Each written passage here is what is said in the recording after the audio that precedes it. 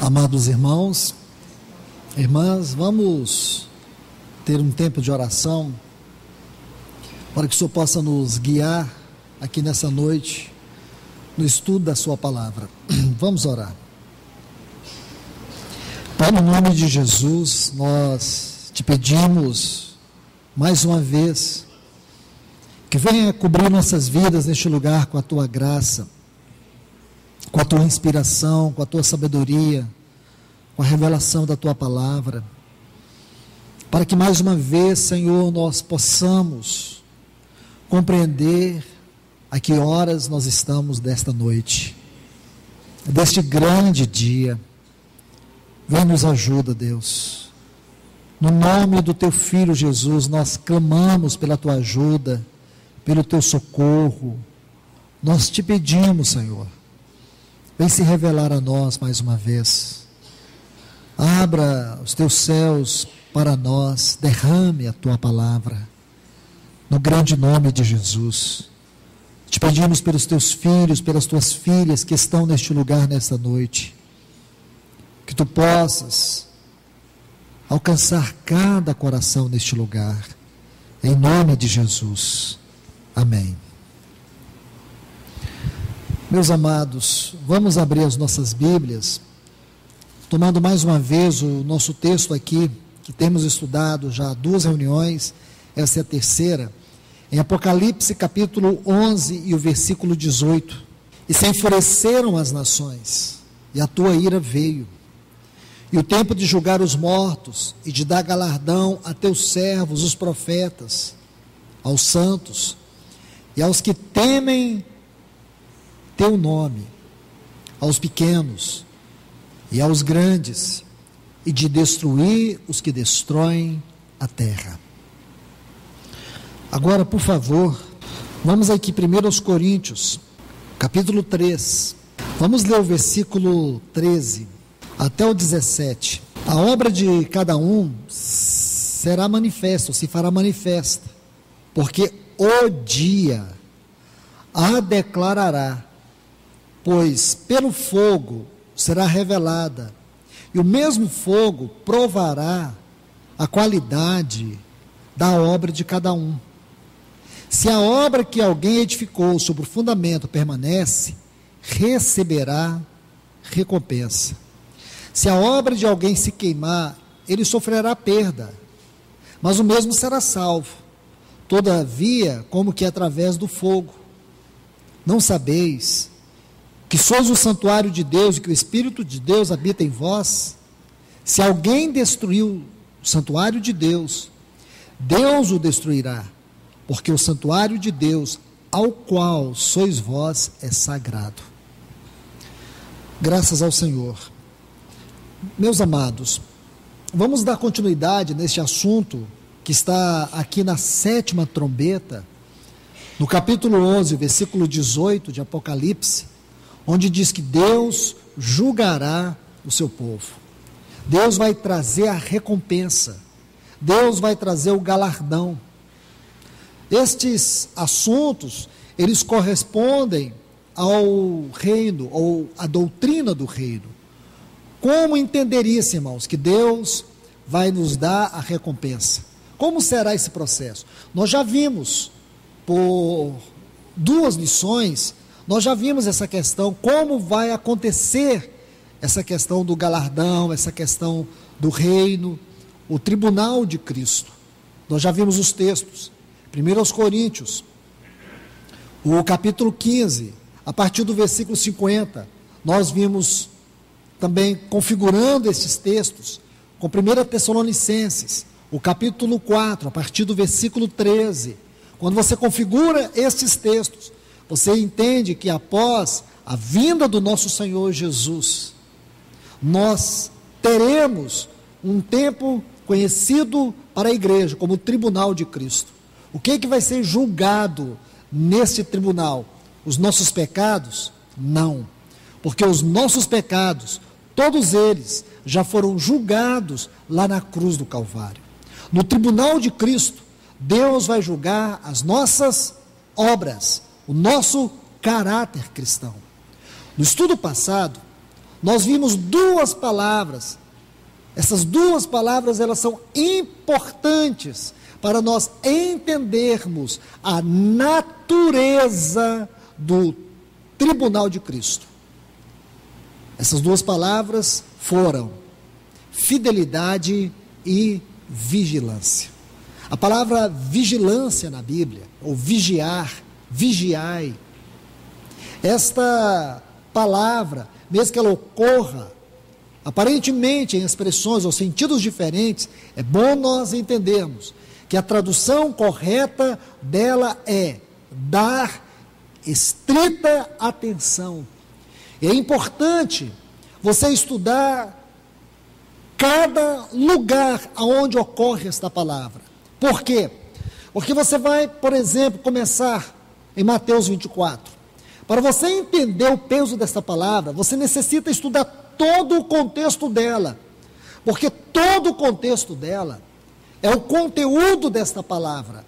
E aí você vai perceber a grandeza, o significado profundo da palavra vigiai.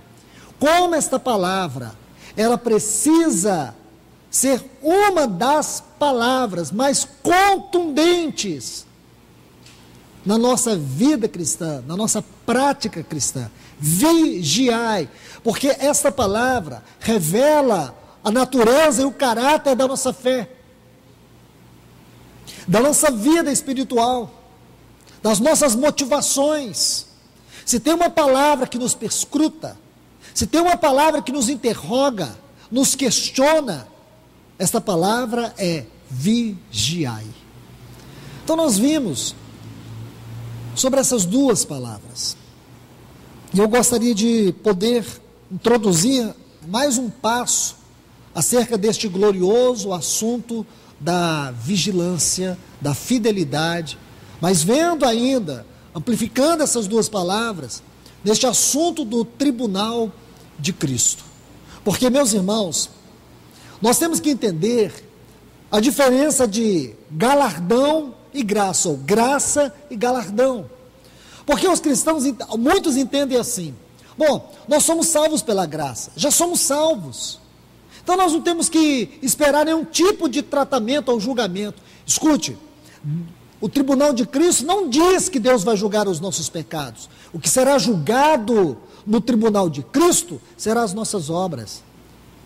E o tribunal de Cristo não é para definir nossa salvação. A nossa salvação já foi definida lá na cruz do Calvário. Salvação é mediante a conversão. Quando você converte e você recebe Jesus com fé, você é justificado. Significa que toda a obra de Cristo, que foi realizada na cruz do Calvário, satisfez eternamente a justiça de Deus. E quando você recebe Jesus como seu Salvador, você é justificado. Todos os nossos pecados são perdoados.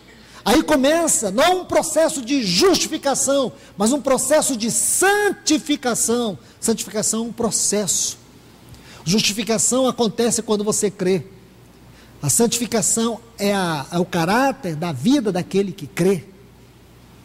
E assim Deus vai formando Cristo em nós, nesse glorioso processo de santificação. E o processo da santificação vai culminar na nossa gloriosa redenção eterna, ou a glorificação.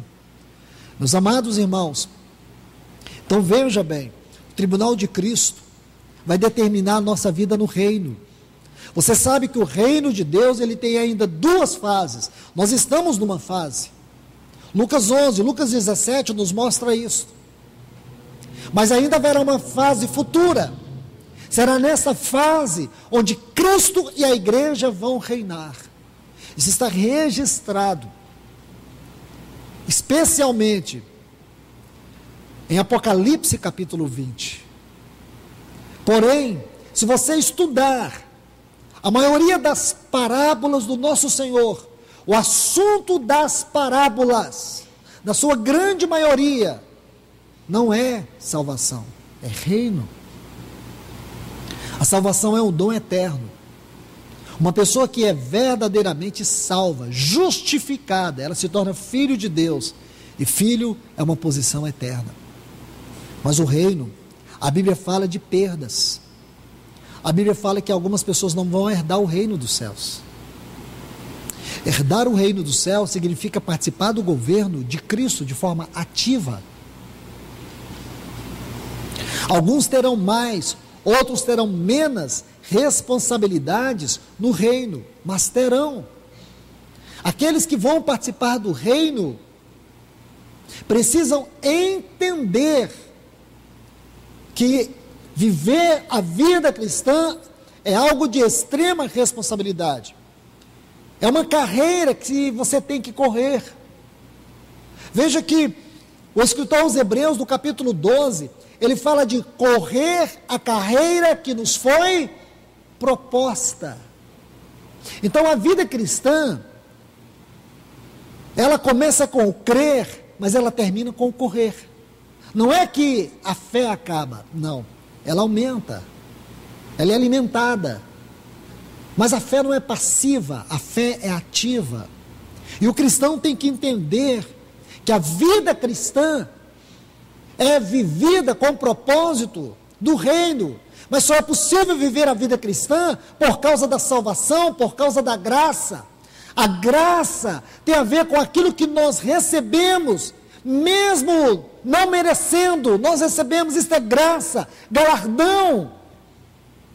Você precisa batalhar, você precisa lutar, você precisa correr.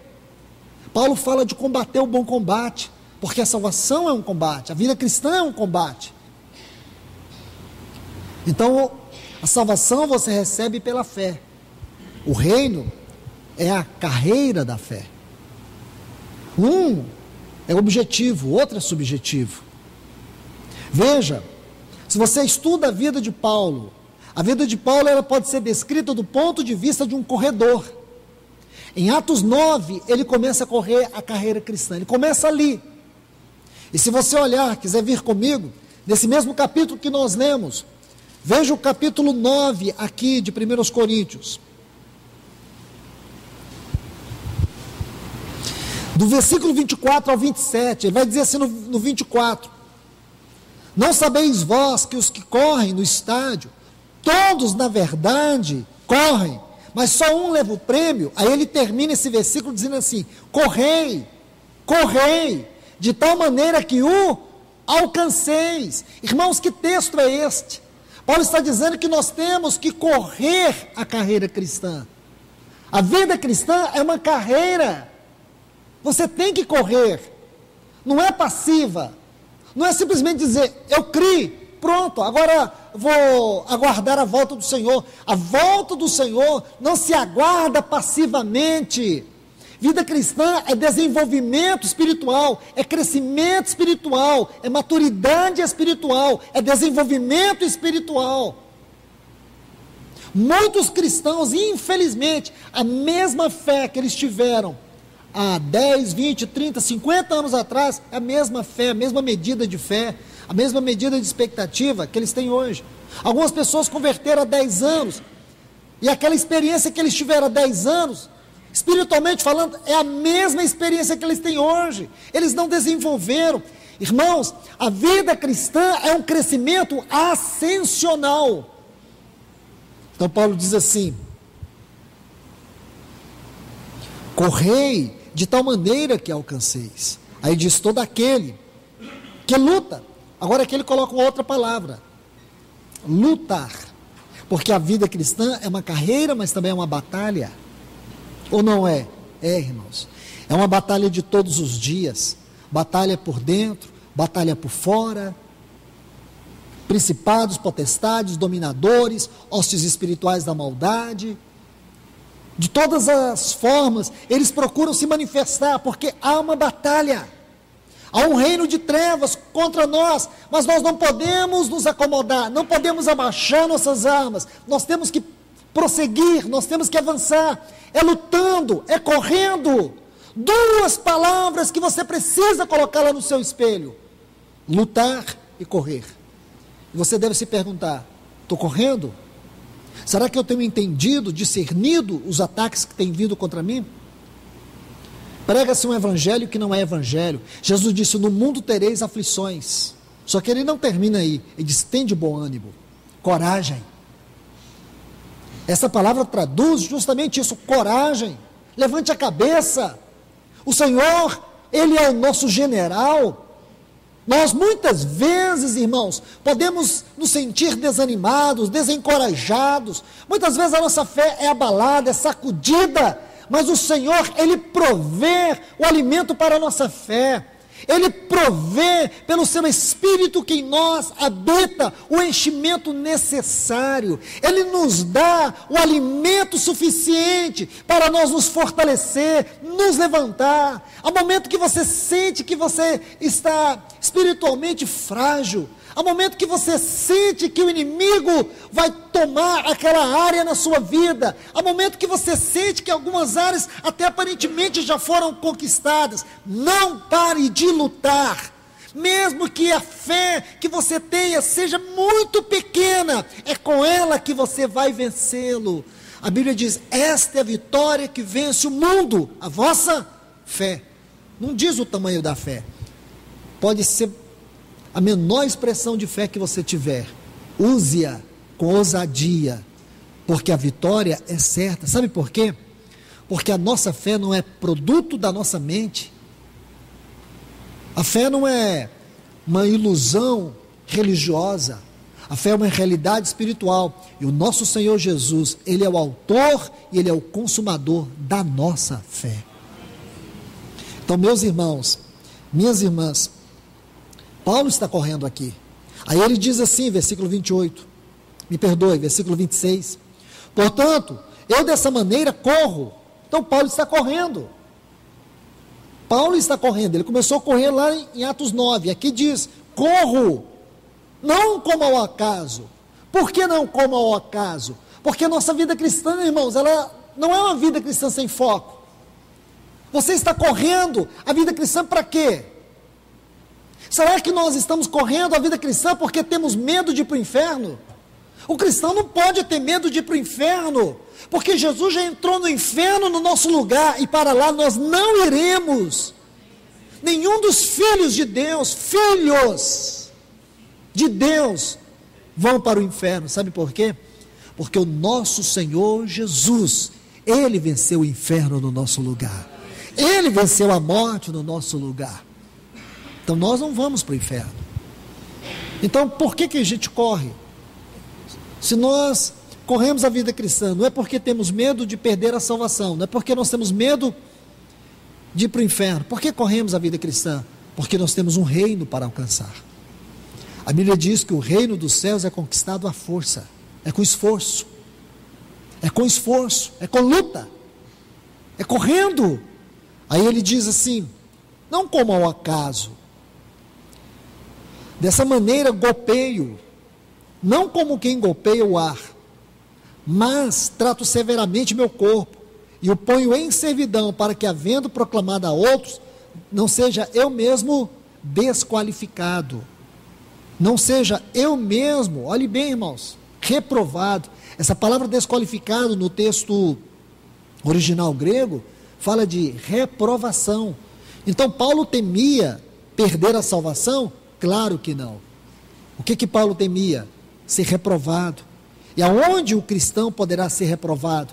Ele poderá ser reprovado no tribunal de Cristo. Segundo aos Coríntios, capítulo 5 e o versículo 10, diz que nós vamos comparecer no tribunal de Cristo, e nossas obras serão julgadas, tudo o que nós tivermos feito por meio do nosso corpo. Veja bem, meus irmãos e irmãs, isso é muito sério. Deixe-me colocar um texto aqui, para a gente fechar essa porção aqui de 1 Coríntios capítulo 9. Vem comigo aqui em Filipenses capítulo 3. Vê como ele agora, ele vai lançar luz sobre o que ele está dizendo aqui aos Coríntios. Filipenses capítulo 3, vamos ler a partir do versículo 12, você vai ver, e eu encorajo vocês a colocar esses textos juntos. 1 Coríntios, capítulo 9, versículo 24 a 27, aí ao lado, aí você coloca Filipenses, capítulo 3, a partir do 12, e nós vamos ler até o 14. Não que o tenha alcançado. Olha o versículo 12. Então, Paulo não tinha alcançado, porque ele está correndo. Paulo não tinha chegado à perfeição da maturidade espiritual. Não. Ele dizia, não que eu tenha alcançado, nem que já tenha conseguido a perfeição. Deixe-me colocar um ponto sobre essa palavra perfeição na Bíblia. Meus irmãos e irmãs, todas as vezes que vocês se depararem com essa palavra perfeição, o sentido dela aqui não é vida sem pecado. A palavra perfeição aqui é maturidade, maturidade plena. Aí diz assim, perfeição total, mas prossigo. Essa palavra tem que ser acentuada, essa palavra tem que realçar, essa palavra tem que ser sublinhada. Mas prossigo, está vendo? Não é passivo, para ver se consigo alcançar. Está vendo? Visto que eu também fui alcançado por Cristo Jesus. Irmãos, eu mesmo não considero havê-lo alcançado, mas uma coisa faço. Então vamos ver o que Paulo fez. Esqueço-me das coisas que para trás ficam e avanço para as que diante de mim estão. Prossigo rumo à meta, rumo ao alvo, para conseguir o prêmio. O prêmio aqui, irmãos, nós podemos chamar esse prêmio de coroa, de galardão, de reino, porque são os mesmos termos. Os mesmos termos. Paulo não está correndo porque ele queria alcançar a salvação. Ele estava correndo porque ele já era um salvo. O prêmio do supremo chamado de Deus em Cristo Jesus. Eu estou lendo na Reina Valera, mas vou ler na Bíblia atualizada. Soberana vocação. Essa palavra soberana vem de um termo no grego que é anos, ascensional vocação.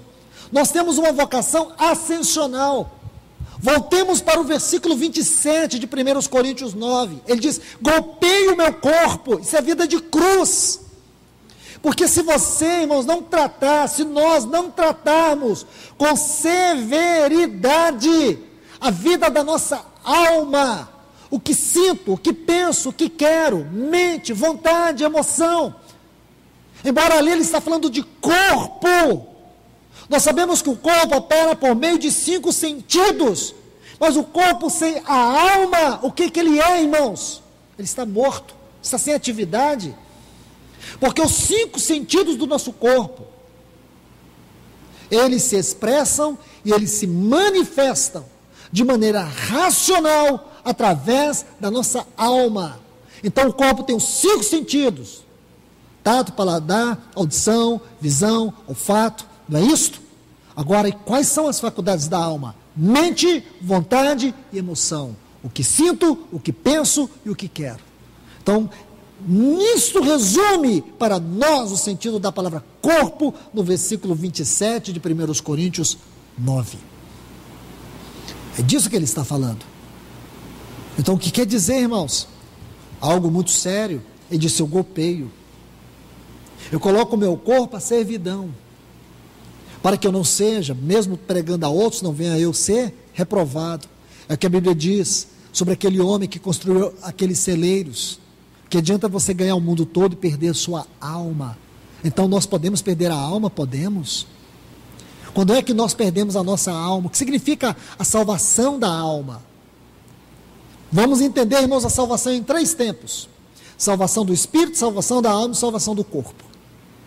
Quando é que o nosso espírito é salvo? Nosso espírito é salvo quando nós cremos. Efésios 2:1. E vos vivificou, estando vós mortos nos vossos delitos e pecados. Todos os homens sem Deus, eles estão espiritualmente mortos.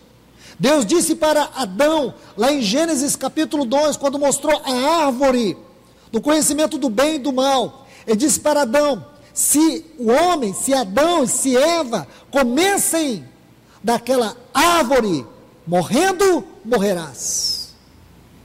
E Adão comeu, ele morreu? Fisicamente não, biologicamente não, mas espiritualmente sim.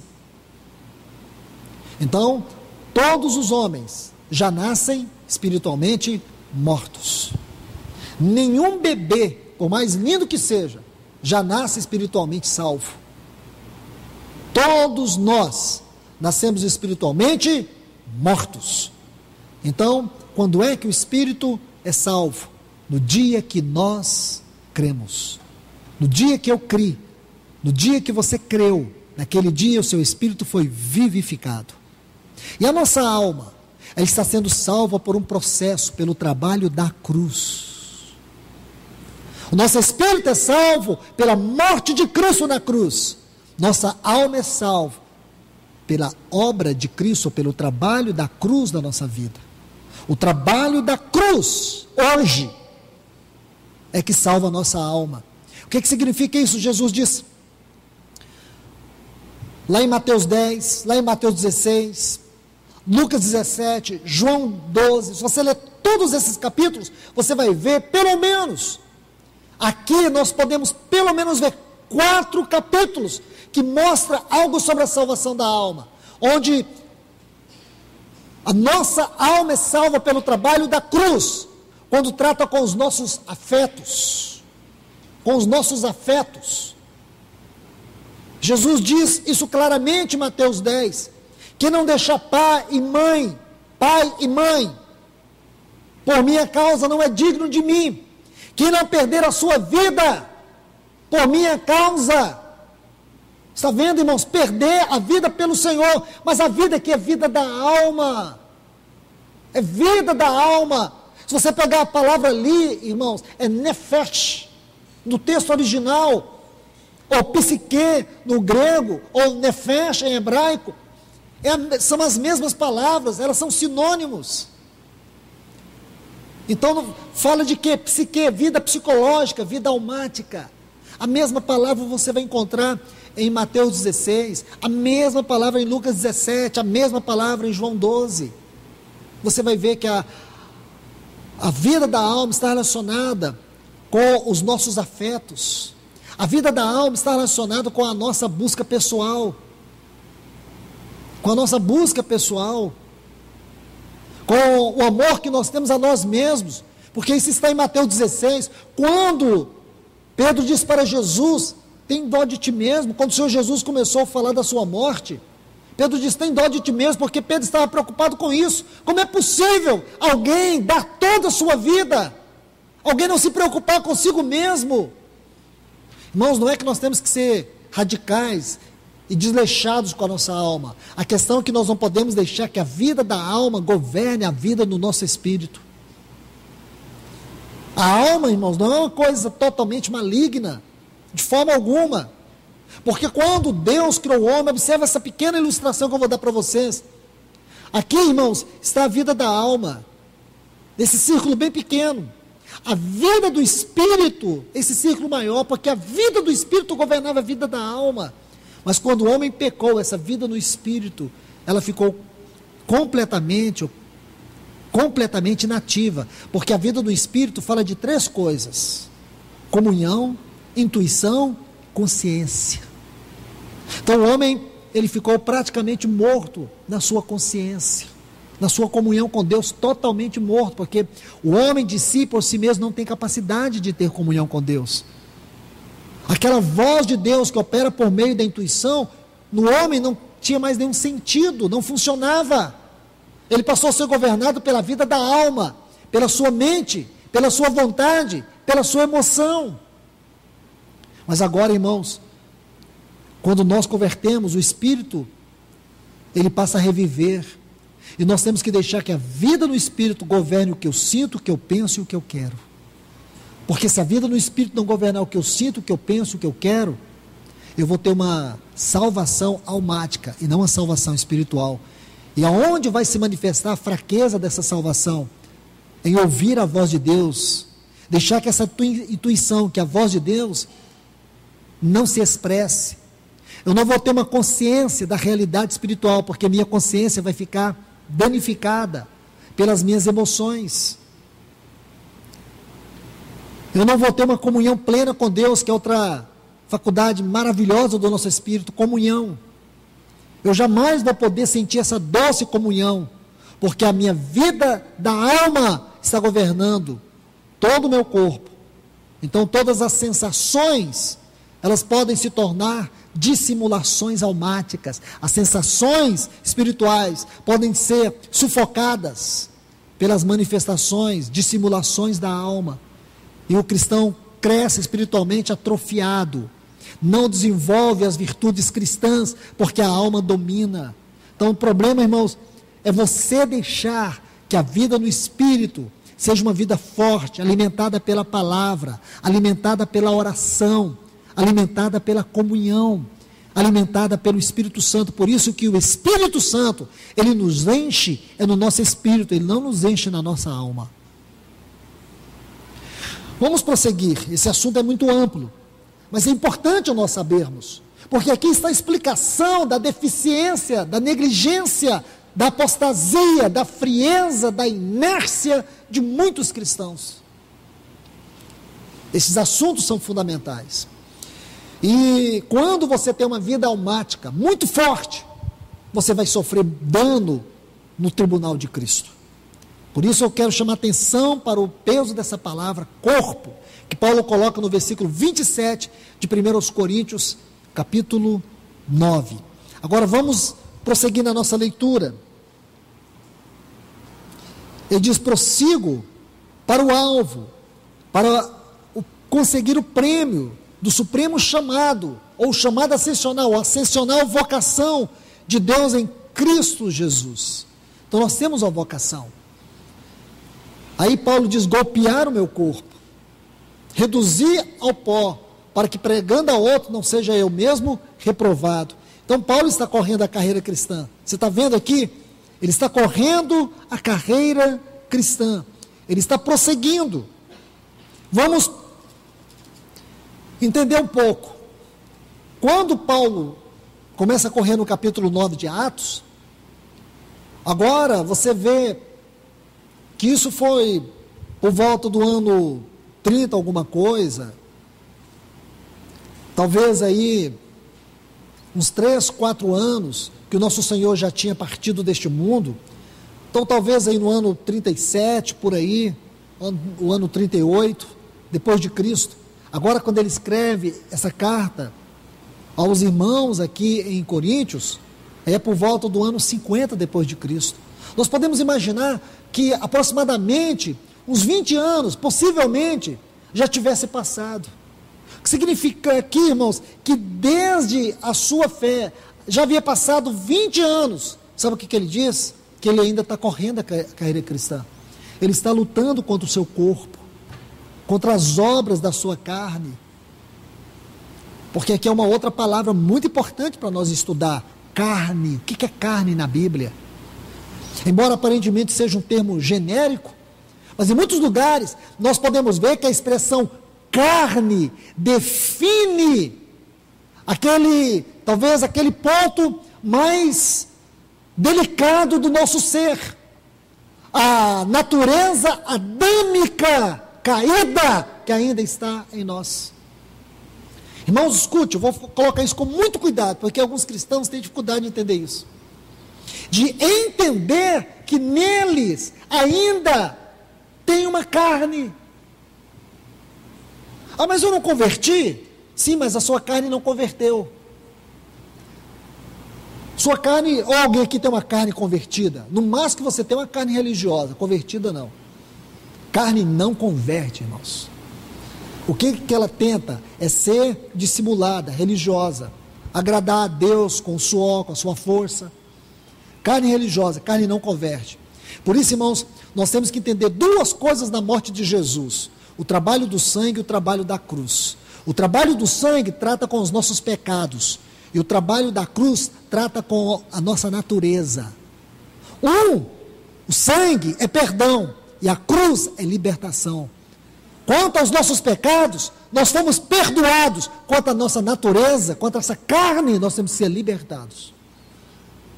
Embora eu falei tão rápido sobre isso, mas é outro assunto delicado para a gente tratar. Outro assunto que nós temos que atentar: a questão da nossa carne. E isso, irmãos, implica no reino. Isso implica diretamente. Olhe o que Paulo diz aos Gálatas no capítulo 5, ele vai falar do fruto do Espírito, depois ele vai falar das obras da carne. E quando ele termina sobre as obras da carne, ele diz assim, os que tais coisas praticam, ele está falando de ímpio. Ele não está falando de ímpio, ele está falando de cristãos. Os que tais coisas praticam não podem entrar no reino de Deus. Não entrarão no reino de Deus. Cristãos governados pela carne não entram no reino de Deus. A Bíblia diz que carne e sangue, vida natural e vida carnal não entram no reino de Deus. Então vamos lá, para a gente tentar, irmãos, pelo menos entrar aqui nesse assunto de 1 Coríntios capítulo 13. Então Paulo está correndo. Aí ele escreve Filipenses aí por volta do ano 62, 64. Significa que talvez mais uns 15 anos, ou um pouco mais, ou um pouco menos, tenha se passado. O que ele diz aqui aos Filipenses? Que ele ainda está correndo a carreira cristã. Ele está correndo. Aí agora, passa-se talvez uns 2 anos, ele escreve a segunda carta para Timóteo. Vem comigo aqui. Segunda carta que Paulo escreve para Timóteo no capítulo 4. Veja o versículo 7 e o versículo 8. Então nós estamos falando da carreira cristã que Paulo correu. Aí ele diz aqui, combati o bom combate, acabei a carreira. Está vendo, irmãos? Então ele acabou a carreira. Veja que ele começou a correr em Atos 9. Aí nós lemos 1 Coríntios capítulo 9, os versículos 24 e 27, diz que ele está correndo, ele está correndo. Aí depois, lemos Filipenses, o capítulo 3, versículos 12 a 14, ele diz que ainda está correndo, ele está prosseguindo para o alvo, ele ainda não tinha alcançado, ele não tinha alcançado aquilo para o qual ele foi alcançado em Cristo Jesus, mas ele estava deixando todas as coisas para trás e avançando para as que diante dele estavam, prosseguindo para o alvo, para o prêmio da ascensional vocação de Deus em Cristo Jesus.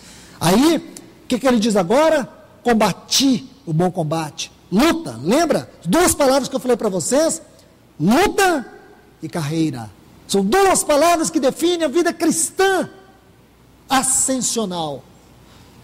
Quais são as 2 palavras que definem a vida cristã ascensional? Lutar e correr.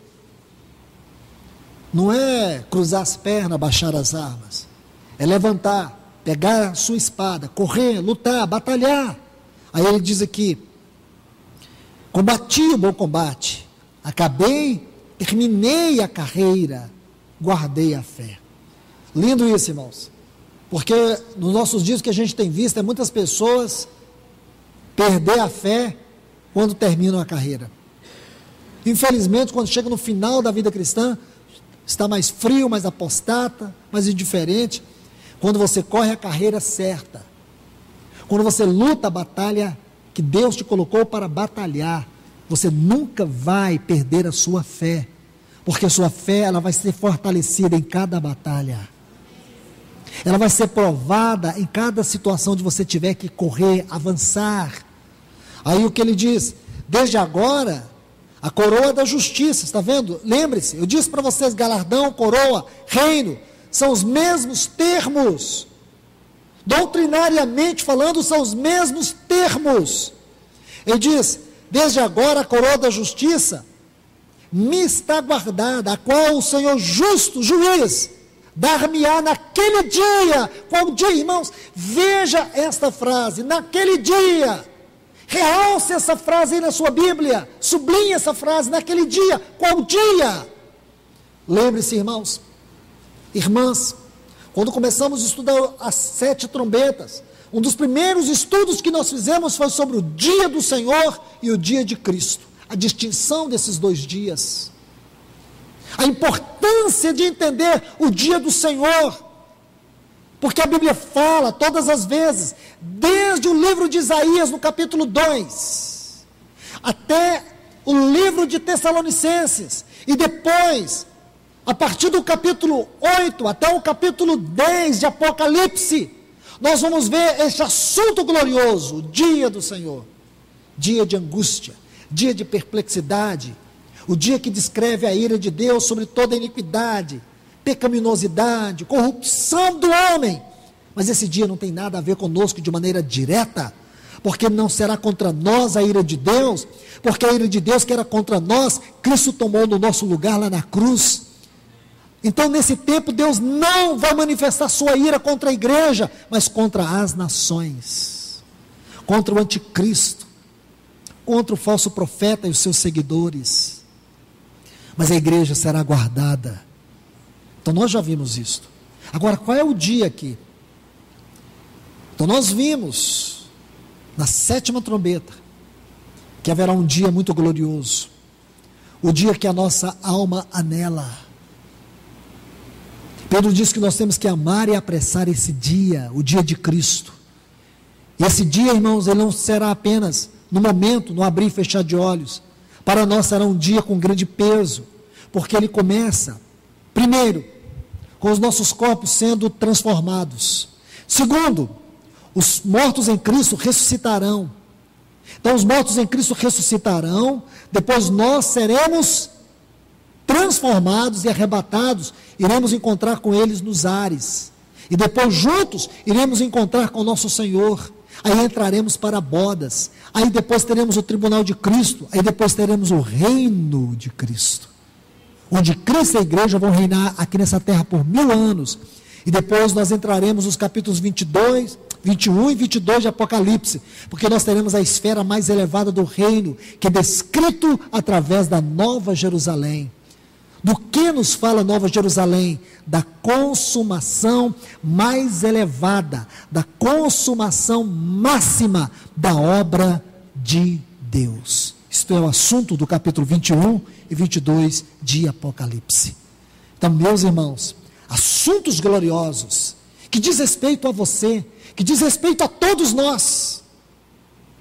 Então aqui, Paulo está dizendo, dar-me-á naquele dia, não somente a mim, mas a todos os que amam a sua vinda.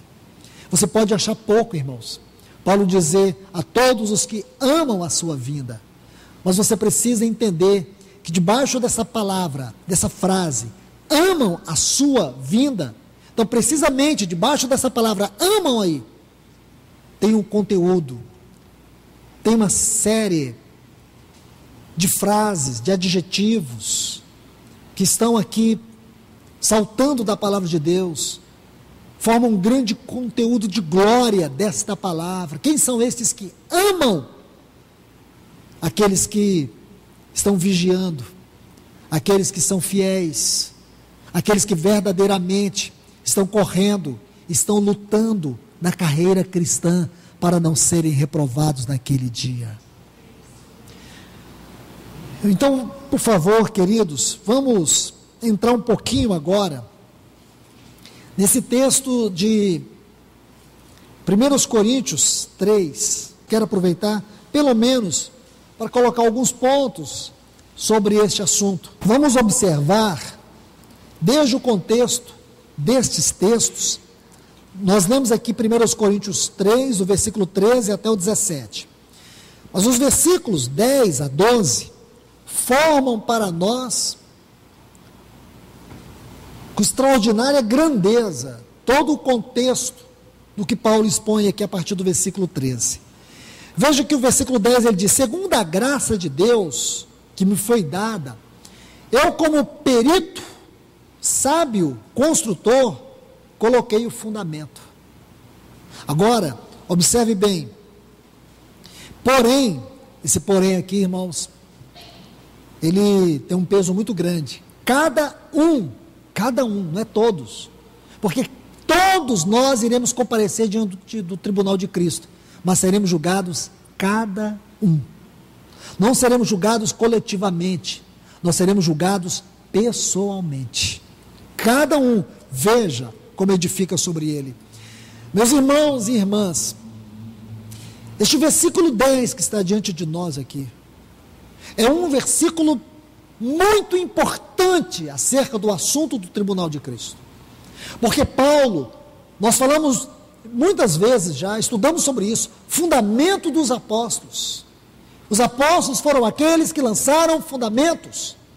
Qual tem sido ou qual é a explicação para essa degradação espiritual dos nossos dias? Por que a igreja tem se desviado do seu fundamento?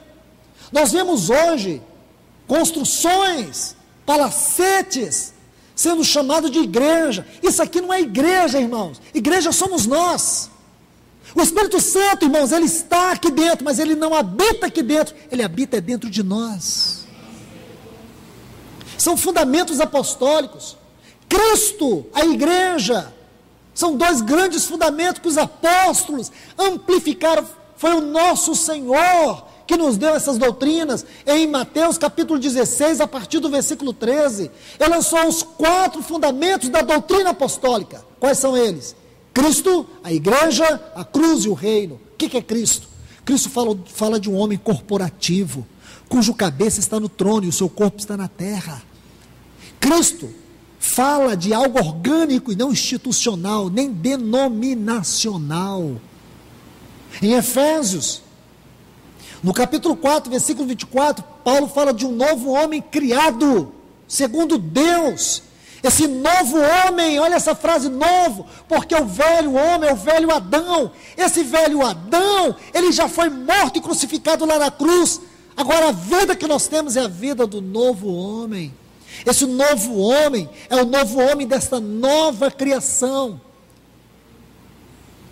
Lembre-se, nova criação, aqueles que estão em Cristo, nova criação, nova criatura é. As coisas velhas já passaram e tudo se fez novo, nova criação. Há um novo homem dessa nova criação. Mas que homem é este? Ele é um homem corporativo, o cabeça está nos céus, seu corpo está na terra. É a vida do cabeça que governa a vida do corpo. Então isso é Cristo. A igreja, acabei de falar.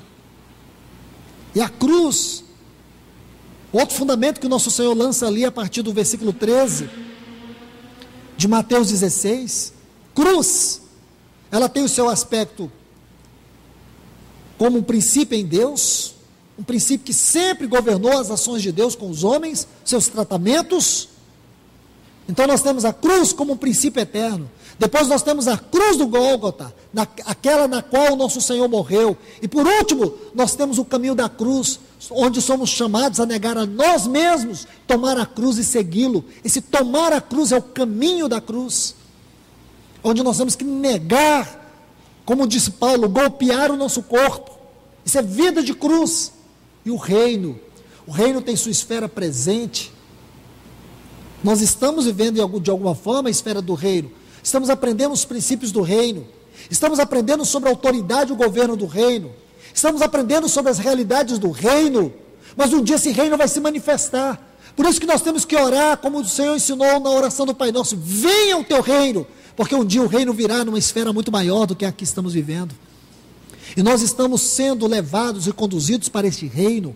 E neste reino nós vamos reinar com Jesus, o nosso Rei, por 1000 anos, e depois estaremos com Ele eternamente no reino, numa esfera maior, eternamente. Aí você vai, irmãos, olhar o que é o fundamento apostólico. Você vai ver que os apóstolos, eles ampliaram essas sementes que o nosso Senhor lançou, os 4 fundamentos da doutrina apostólica: Cristo, a igreja, a cruz e o reino. Então Paulo diz: eu, como sábio construtor, lancei o fundamento, agora outro vem e edifica sobre ele. Irmãos, o que tem sido pregado de Cristo hoje? O que tem sido pregado da igreja hoje? O que tem sido pregado da cruz, do reino hoje? O que, irmãos? Se alguma coisa está sendo pregado fora desse fundamento, então eu te falo, é madeira, é palha, é feno. Olha o que diz o texto, irmãos. Porque ninguém pode, versículo 11, lança outro fundamento. Então, é outro fundamento. Ah, mas está falando de Cristo. Não importa se fala de Cristo, é outro fundamento. Ah, mas lá está tendo milagres. Não importa se está tendo milagres. Nós não somos regulados por milagres. Nós somos regulados por aquele que opera milagres. E quando ele não quiser operar milagres, nós vamos continuar crendo do mesmo jeito. Porque não são os milagres que nos atraem, é o nosso Senhor. Se Ele não quer multiplicar pães, que Ele nos alimente. Se Ele não quer curar, que Ele seja a nossa vida. Se Ele não quer fazer a obra que nós queremos, então que Ele faça a obra em nós. Então Ele não são essas coisas, não é pelas coisas que Ele faz que nós o amamos, é por quem Ele é. Senão nós vamos desenvolver um relacionamento utilitário. À medida que Deus está fazendo, eu estou crendo. Mas se Ele não fizer o que eu peço, então eu não creio. Isso não é fé, isso não é vida cristã. Isso é o lixo degradado que a religião evangélica, gospel, está alimentando o povo. Por isso que hoje você vê mais bodes do que ovelhas. Ovelhas, irmãos, elas ouvem a voz do seu pastor. Ela ouve a voz do seu pastor, ela é conduzida pela voz, e não pelo alimento, porque tem muito alimento estragado. O alimento pode matar, mas a voz do seu pastor pode salvar. O que a ovelha precisa é de um pastor que tem vara e tem cajado, e possa conduzir ela para pastos verdejantes e para águas tranquilas, preparar a mesa até mesmo no deserto. Então, o relacionamento da ovelha não está com o alimento. O relacionamento da ovelha é totalmente dependente do seu pastor. Não sei se aqui tem alguém que cria ovelhas, mas vocês sabem que eu tenho um amigo que ele cria ovelhas. E eu sempre que me encontro com ele, o meu assunto prioritário com ele é sobre as ovelhas dele. E a última vez que eu encontrei, ele estava desanimado com as ovelhas. Ele estava triste. Ele estava até pensando em criar peixe, não ovelhas. Porque a relação da ovelha com o pastor é muito forte. Ele me disse: Luiz, se ela se relacionasse como boi, o pasto está aqui. Aí pronto, você solta o gado ali, pode passar um lobo carniceiro, o gado não vai. Mas se passar um lobo carniceiro, as ovelhas largam o pasto e correm atrás do lobo carniceiro. E o lobo vai matar elas. É incrível. E eu perguntei: você está desanimado? Ele disse: muito desanimado. Dá muita dor de cabeça. O problema é que eu cuido porque eu gosto. Irmãos, o Senhor, Ele não desistiu de nós como bom pastor. Ele não é só o bom pastor, Ele é o bom pastor, Ele é o grande pastor, Ele é o supremo pastor. Não é isso que diz João, Hebreus e Pedro? Ele é o supremo pastor das nossas almas. Então, ele diz que o bom pastor é aquele que dá a vida pelas ovelhas, não é aquele que dá alimento para elas. Ele dá vida. Dá vida. Por que ele é o supremo pastor? Porque qualquer pastor pode dar alimento, pode dar o quê? Pasto. E pode dar pasto estragado, e pode até matá-las. Mas esse pastor, as suas ovelhas nunca morrerão. Sabe por quê? Ele dá vida para elas. Meus irmãos, vamos seguir. Aí ele diz no versículo 12: se alguém edifica sobre o fundamento, e se alguém edifica sobre este fundamento, ouro, prata, pedras preciosas. Ouro fala da natureza e caráter de Deus. Prata fala da obra e da pessoa de Cristo, ou a obra da pessoa de Cristo. E as pedras preciosas falam do trabalho do Espírito Santo. Ou madeira, feno e palha. Quer dizer, sobre esse mesmo fundamento apostólico, nós podemos edificar madeira, feno e palha. Madeira, natureza humana. O feno, glória humana. E a palha, obra humana. Quer dizer, sobre este mesmo fundamento apostólico, Cristo, a igreja, cruz e reino, nós podemos edificar com esses materiais que não suportarão fogo. Aí ele diz: a obra de cada um será manifesta. Irmãos, no tribunal de Cristo, Deus não apenas vai julgar as nossas obras, mas vai manifestar nossas obras. Olha essa palavra, manifesta aí. Por favor, sublinhe ela. Ela é muito importante. Porque tem muita gente achando que obra social é que vai salvar eles. Dando pão, ajudando os pobres, necessitados. Eu faço isso porque eu tenho certeza que o Senhor vai... Olha, se você faz isso buscando glória, você já perdeu a glória de Cristo. Porque fazer obras sociais, irmãos, não garante o reino para ninguém, porque eu posso fazer obras sociais com motivação errada. Eu quero ganhar o reino de Cristo, eu não quero ganhar Cristo. Eu não quero ser achado em Cristo. É porque eu ganhei a Cristo, é porque eu fui achado em Cristo, é que eu posso fazer alguma coisa para a glória de Cristo e não para a minha. Então aquele fogo, olhe bem, irmãos, este fogo, esta luz de Deus, vamos mudar essa palavra fogo para luz de Deus. Tem várias características sobre essa luz, sobre este fogo santo. Quanto a palha, o feno, a madeira, vai extinguir. Mas quanto ao ouro, a prata e a pedra preciosa, vai produzir mais brilho. Aqueles que forem reprovados, é porque suas obras foram extinguidas, foram queimadas. Mas aqueles que tiveram suas obras aprovadas, o fogo vai produzir mais brilho sobre as suas obras. Por um lado vai queimar, mas por outro lado vai brilhar. E como é possível entender isso, irmãos? Aqui está a palavra, manifesta. Porque o Senhor vai julgar a motivação com que nós fizemos, e não quanto fizemos. Eu posso chegar lá e falar: Senhor, tem 30 anos que eu te sirvo no ministério, quantas mensagens, quantas coisas, isso, aquilo. Aí você chega lá, só que na sua frente está Moisés no tribunal de Cristo. Aí você pensa: meu Deus, minhas obras vão desaparecer.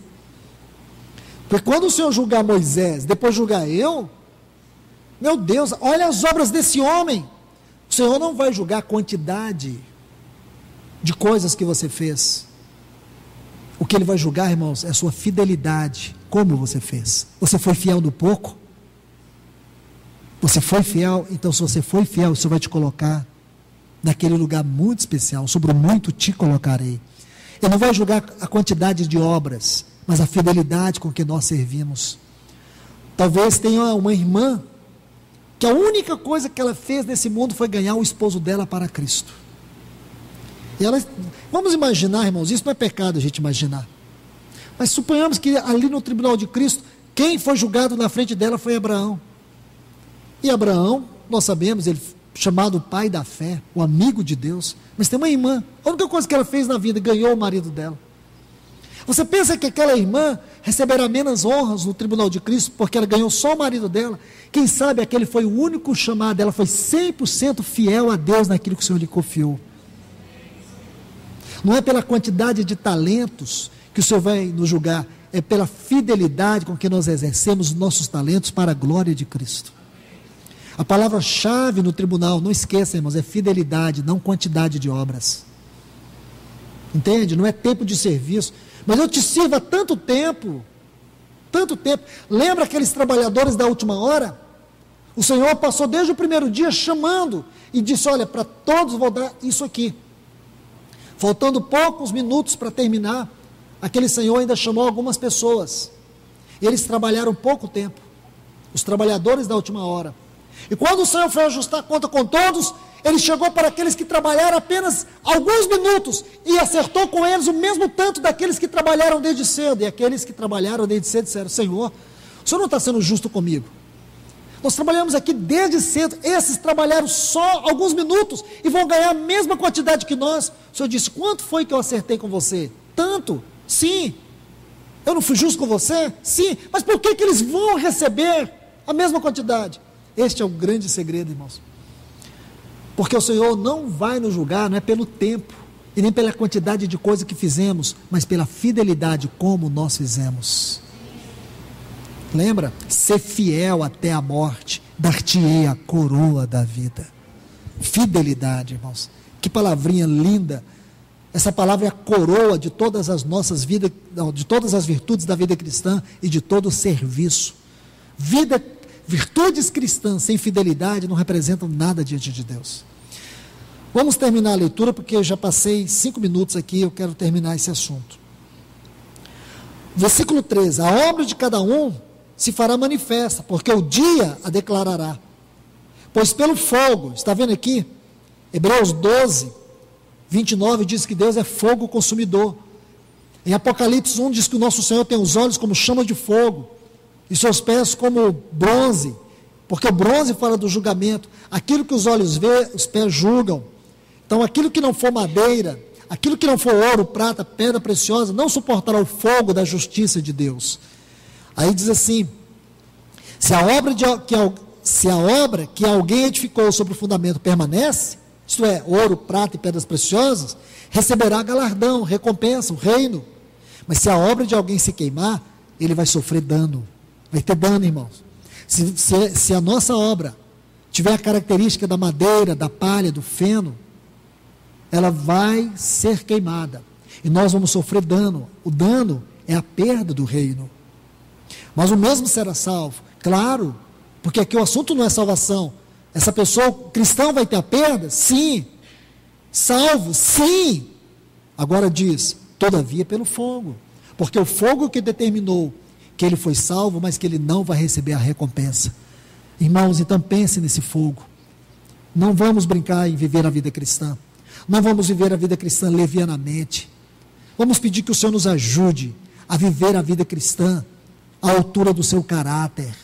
Nós não temos condições, humanamente falando, nós não temos condições, mas o Senhor nos deu o seu Espírito, o Senhor nos deu a sua palavra, o Senhor nos salvou pela sua justiça. Então o Espírito Santo pode nos ajudar a trilhar este caminho de cruz, a fortalecer nossa fé, alimentados pela palavra. Permita que o Espírito Santo te encha, permita que o Espírito Santo te ajude. Entenda que é uma pessoa que veio para habitar você e eu, e Ele está aqui para nos ajudar. Que Deus nos abençoe. Vamos orar. Pai, no grande nome de Jesus, o teu amado Filho, nós te louvamos por mais uma maravilhosa oportunidade que nós tivemos de estudar a tua palavra. Eu te peço, Senhor, que tenhas misericórdia de nós. Ajude-nos, Senhor, a apropriar destas verdades. Precisamos delas em nossa vida, Senhor. Nós não queremos ser reprovados naquele dia. Nós não queremos ser envergonhados naquele dia. Nós queremos alcançar o teu reino. Nós queremos participar do teu reino. Não pelo privilégio do reino, mas por ti mesmo. Para estar contigo, porque a nossa meta, o nosso alvo, o nosso maior ganho nesse reino será o Senhor mesmo. Tu és o nosso alvo, tu és a nossa meta. Por isso, Senhor, nós te pedimos, ajuda-nos. Em nome do teu Filho Jesus, vá nos ajudar. Amplia o poder desta palavra nos nossos corações, na nossa mente. Ajuda-nos, Senhor. Nós te rogamos, em nome de Jesus. Amém.